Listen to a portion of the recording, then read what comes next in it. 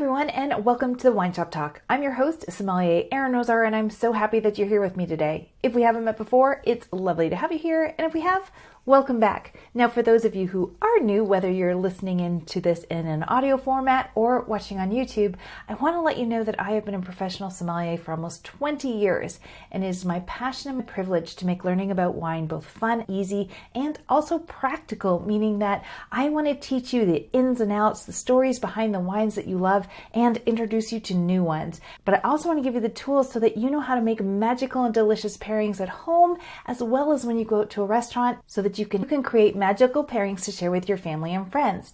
Now, this episode is going to be a bit like a part 2. A few weeks ago, I did an episode about my 8 must-know wine styles for barbecue season, and I had some great feedback on it and a great suggestion to do a second episode in regards to more white wines and some seafood pairings, because the last one was more about grilled meats and bigger red wines. So this episode is all about some of my favorite white wine pairings for grilling season, as well as I'm going to be giving you some of my favorite fish and seafood based dishes and a few vegetarian ones as well, and wine pairings that are going to be delicious. So if you love grilling, if you are doing fish or seafood or grilled vegetables and you're looking for some white wines to pair with them, especially those warm summer nights, this is the episode for you. So let's dive in and let's get started.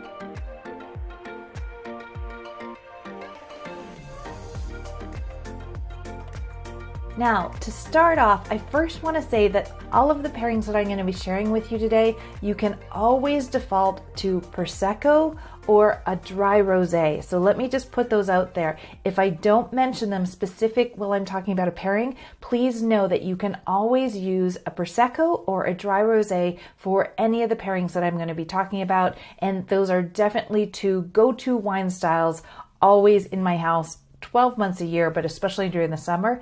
And in regards to dry rosés, the world is your oyster, as they say. What you're looking for is that higher alcohol amount to know that the rosé does not have any residual sweetness in it. So you're looking for 12% or above in regards to alcohol, and that's going to tell you that the rosé is dry. And you're going to find them from Spain, France, Italy, Australia, the United States, Canada, South America, Portugal.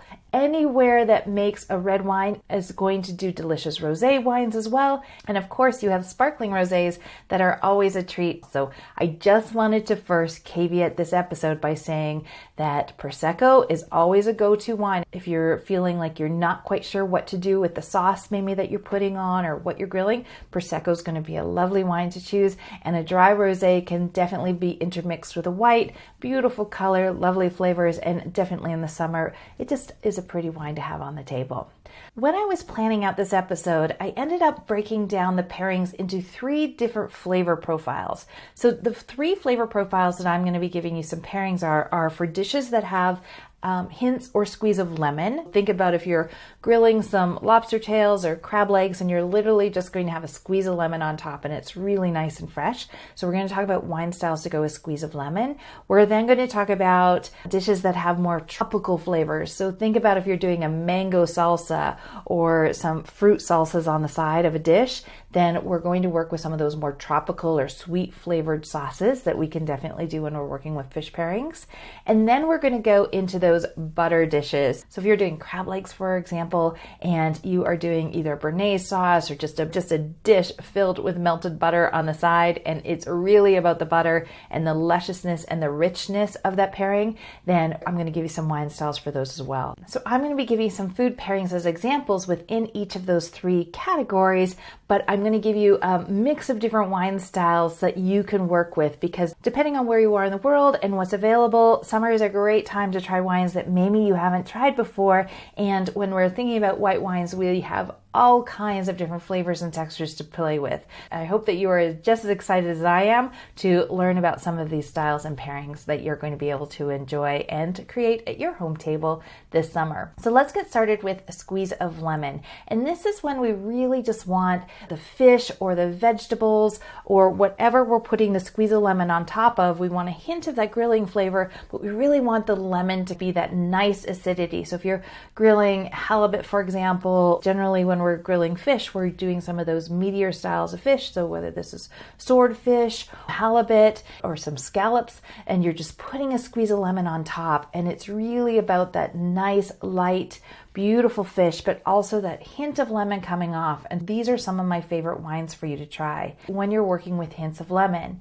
And if you're watching on YouTube, I'm going to have a list on the screen for you that you can use. And if you're listening to the podcast, know that you can go to winegirlacademy.com, and on the website, I'm going to add this as a blog post, and you can go to that blog post and download this full list of wines that we're going to be talking about today to make it really easy. And you can definitely use that as a summer checklist. So that's an option for you. But whether you're listening to audio or hanging out with me here on YouTube, you're going to be able to have this full list of the different wines I'm going to share with you today. There's way more than 8 as I started to break down all the different wines I wanted to share with you. So for squeeze a lemon, or hint of lemon, if you will, so something that you're really just letting the flavor of the fish come through, and it's really about nice and light, then we have Pinot Grigio for sure. So if you're a Pinot Grigio fan, you can always do a Pinot Grigio here. You're going to have a lovely Sancerre. So this is Sauvignon Blanc from the Loire Valley in France. And I would recommend, if you're grilling and you're using some nice light fish, well, New World Sauvignon Blanc, well, they are delicious. At times they can be overpowering. So I'm just going to put this out here. It's not that they are not delicious wine styles, but sometimes they have so much strength in their aromatics and their flavor that they are just going to become the most powerful flavor at your table. And when we're working with food pairing, we're looking to create some synergy. So I would recommend a Sancerre here. So that again is 100% Sauvignon Blanc from the Loire Valley in France. It's going to be a little bit softer than some of those New World Sauvignon Blancs that we have. But if you love those big, bold, wonderful aromatics from, let's say, New Zealand Sauvignon Blanc, then you can definitely use those here. I'm just doing something a little bit softer in regards to some of those nuances. So just so you know, a little sidebar there about if you're going to say, hey, Erin, you didn't mention New Zealand Sauvignon Blanc and I'm a fan, you can use it. I'm just going to suggest some softer, more subtle flavors here. The other wine here is to do a classic Chablis. So Chablis is also from France, and this is coming from northern France. It's 100% Chardonnay, but it is an unoaked style. And here you're going to get just a hint of lemon, some minerality. And when I say that, it's a bit almost like a bit of chalk or a little bit of wet stone, we will say, but it's very refreshing and very clean. You'll hear people talk about that a Chablis has a very clean palate, and this means that it is refreshing. The flavors are nuanced, but they're not really bold, if you will. And so the Chablis is a beautiful option with just some nice grilled white fish with a squeeze of lemon on top. The other fun one is to do a Vermentino from Italy. This is going to be, again, that nice squeeze of lemon, soft aromatics, almost looks like water in the glass, just like a Chablis. There's almost no color to these wines. They're so fair that they just have a hint of color under the right light. We also have, again, on that really soft white, we have a Muscadet sur lie. So this is a Muscadet grape. Sur lie means on its lees, which are the dead yeast, and this is just going to give it a bit of a texture. But Muscadet sur lie comes from the coast area of the Loire Valley in France, so right on the ocean. It's paired deliciously with fresh seafood, but it's so soft, and again, almost pure white in the glass in that it almost has no color. So if you haven't had a Muscadet sur lie before, highly recommend, but it's a very, very subtle, very soft. And then again, going back to Italy, we have Vermentino. So if you haven't had a Vermentino, it's going to have a bit more of a powerful lemon punch, if you will. Not so much as like New Zealand Sauvignon Blanc, but you are definitely going to get those crisp lemon flavors. But those are some fun wines to play with in regards to any seafood or grilled vegetable dishes that you are doing with a squeeze of lemon. Now, when we're grilling vegetables, just a little side note here, anytime, so if you're doing cauliflower, broccoli, anything like that, and squeeze a lemon on top, delicious. The one vegetable that I do want to caveat here is when we're grilling green, red, yellow, orange peppers. Peppers have a really strong flavor, and this is going to be up to you. Generally, if I'm grilling peppers, I will go more on the red wine pairing side because they're very robust in their flavors. But just know that peppers are going to become strong. The general rule in regards to food and wine pairing is always pair to the strongest flavor in the dish. And the peppers, especially when they're grilled, can become your strongest flavor. And so you're going to watch how you do that. But a squeeze of lemon on top of peppers is going to be fine. Just know that there is a risk that the peppers are almost going to overshadow any wines, especially some of the softer wines that I've mentioned here. But that doesn't mean you can't enjoy it. But if you're doing cauliflower, broccoli, or zucchini, mixed vegetables done on the grill with squeeze of lemon, all of the wines that I've mentioned here in this first list are going to be delicious. Now let's move on to some wines that have some tropical flavors. And this is delicious if you're doing a mango cucumber salsa, for example, or maybe you do a pineapple salsa. So I like to use a lot of fruit salsas during the summer. I'm not sure about you. They are easy. You can do a peach salsa, whatever you want, a little bit of cilantro, some red onion, some cucumbers, and a fruit, and you're good to go. And so the wines I'm going to share with you now have more tropical nuances. So if you're doing some nice halibut, swordfish, or scallops are delicious. Cold crab with some of these salsas as well. Lobster, anything that has this tropical nuance to it is where these wines are going to come into play. And the wines on my list for tropical flavors are going to be a Viognier. And here we want to do a New World Viognier. So when you're looking at the label of the Viognier, you can see this from California, Australia. And when you're looking at the wine nuances on the back, you're going to see flavors like tropical, mandarin orange, mango, papaya. You're going to see some of these nuances that come through that let you know you're getting some of those tropical flavors. You can also have beautiful Rieslings are wonderful here. You're looking for Rieslings with a bit of sweetness to them. So your clue here is going to be the alcohol level on the back. So when you turn the bottle around, you're looking for Rieslings between 9 and 11% alcohol. What that's going to tell you is they're going to be a little bit off dry, and that off dry is going to bring those beautiful peach and apricot flavors to the wine, and you're going to experience those in the glass. So when you're looking for Riesling here, you are looking for an off dry style of Riesling, and the back alcohol amount is going to be your clue if there's a touch of residual sugar there. When you're working with delicious tropical flavors, you definitely want a wine with a touch of residual sugar. It's going to have those sweeter aromatics as well as just a touch of sugar on the palate. And the reason we're looking for wines with a bit of sugar here or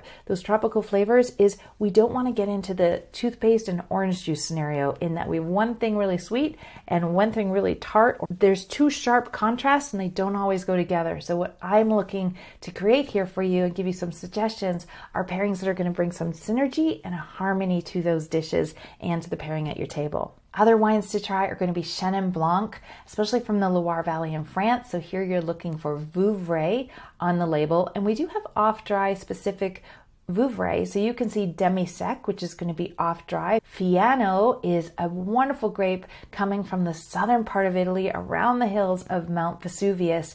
And you're going to have some tropical and almost honey notes that come through. And so it's a beautiful grape variety. You're going to see it listed as Fiano on the label. Marsanne, which is a French grape variety, but we do it as a single variety grape variety coming from Australia or California. It needs a lot of sun. So a Marsanne is a beautiful grape variety. If you can find it as a single variety, it's going to be delicious. Otherwise, you're going to look for Côte de Rhône Blanc. So this is from the Côte de Rhône in the southern part of France, half moon there at the bottom. And the Côte de Rhône Blanc is going to be a blend of white grapes, Marsanne and Roussanne being two of them. And it's just a beautiful, richer, fuller bodied wine with a hint of tropical. Really lovely when you're working with some of those tropical fruit flavors as well as the grilled flavors in the fish. Pinot Gris is going to be a wonderful option for you as well. So Pinot Gris, you're looking for Alsatian or warm climate Pinot Gris. Again, you're going to get some of those peach and apricot, stone fruits, pears, ripe apples. They're going to come through really, really pretty. Verdejo from Spain. So Verdejo can have a really beautiful honeyed color in the glass, a stronger yellow flavor, but Verdejo is going to give you almost like a Meyer lemon, richness of that lemon. So it's a bit sweeter, still mouth-watering. So all of these wines that I'm talking about, as much as they're going to have some tropical flavors, still very refreshing on the palate, they're just coming to the table with some extra weight. So the body in the mouth, but also rich richness of ripe fruits and beautiful aromatics for you. And the last one I want to share with you is Semillon. So Semillon is a wonderful grape variety. In the area of Bordeaux, we will blend it with Sauvignon Blanc. We do some of that in Australia as well. But Semillon, especially coming from Australia, we are going to have some really nice honeyed, rich flavors that can come through in that Semillon. You may find some blends in Australia, like a Semillon Riesling, beautiful styles, but Semillon is also going to be a wonderful grape variety, if you haven't tried it, to bring to the table that's going to give you some tropical flavors and bring some levity and bright fruit flavors into your dishes. So when you're dealing with fish or scallops or crab, anything you're going to put a bit of a fruit salsa or a fruit salad beside it, these are wonderful wine styles for you to enjoy. Now, our last style of flavors that we're going to work with is when you're doing butter. So you've grilled the fish or the seafood, and now what's going to happen is you're going to put a butter sauce on top of it. And it might be white wine butter sauce. It might be white wine butter sauce with lemon. It might be white wine butter sauce with mustard, with a Dijon mustard. So somehow or another, the butter is the emulsifier. It is the binding ingredient in the sauce that you're doing. Maybe you're going straight for hollandaise or béarnaise sauce. So anything that you're putting on top here is going to be delicious, but the base is butter. And so we don't want to ever fight butter. Obviously, I'm a fan of butter. I love it, but we don't want to fight it. And what we're looking for is, how do we have a wine that has equal weight to come with that butter dish, but also paying attention to what are some of the flavors in that sauce with the butter. And because it has so much weight to it, the butter sauce, it becomes something we have to think about. The butter sauce is going to become the prominent flavor that we are pairing with in that dish. Some of my favorite pairings here when we're working with buttered sauces on top of beautiful grilled seafood or fish is champagne. So if budget is no issue or it's a wonderful celebration, champagne 100% is going to have those rich bubbles. You're going to have that butteriness, the toastiness that comes through. So French champagne is always going to be an option here.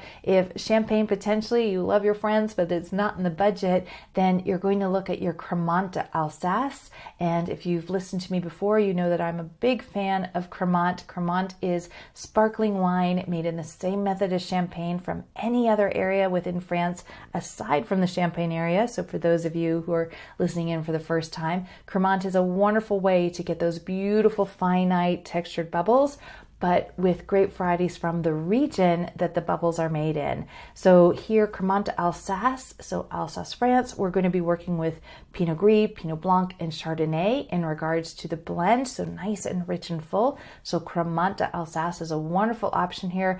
Can also do that Côte de Rhône Blanc. So we just talked about that with some tropical flavors, but you can also pull the Côte de Rhône Blanc in here as well. And it's going to be a wonderful wine style with some strength and some good body to hold up to those butter flavors and textures in the dish. Another great white that you can do here with butter is going to be a white Rioja. This is a blended white from Spain. Rioja is the region that it's coming from, and this is going to be a blend of different grape varieties. And you are looking for Reserva or Gran Reserva white. That's going to mean that it's had more aging in an oak barrel and it's going to be fuller bodied. And white Rioja is going to be a blend of different white grape varieties, and it could have Chardonnay, Verdejo, Viura, Sauvignon Blanc, Malvasia. So all kinds of wonderful white grape varieties are in this wine. So it's a really fun one, but you're looking again for Reserva or Gran Reserva white, Rioja on the label, and it's a nice one to go with the butter as well because of that oak aging. It has, and if you really are pulling through the grilled flavor in the fish, the Rioja is a really nice texture to pull in here. And of course, you can always do a full-bodied, rich, delicious butter dripping Chardonnay, if you will, as a style. And on the back of the wine, what you're looking for is those nuances and flavor profiles of apples, pears, vanilla, when you're looking at the description. But if you have a full-bodied rich Chardonnay, anytime you bring butter to the table, so anytime you have a big delicious bowl of, let's say, lobster with butter, then obviously my first pick is going to be champagne. I also enjoy bubbles. The nice thing when you're doing really full-bodied butter sauces as well is that the bubbles are going to help clean your palate in between. They're going to give you a perception of feeling not so full, because sometimes those are very rich dishes. Even with the nice, clean, fresh seafood or fish, the butter sauce becomes heavy after a while. It becomes very rich. And so bubbles help to cleanse your palate and just give you a lightness to the dish. And if you are doing weight for weight, so if you're doing those big, bold Chardonnays, for example, with the butter sauce and the grilled fish, then that can be heavy after a while. So just putting out there, especially on warm summer nights where everything just feels a little bit heavier, then sometimes the lighter bubbles in the dish with butter are a wonderful pairing idea.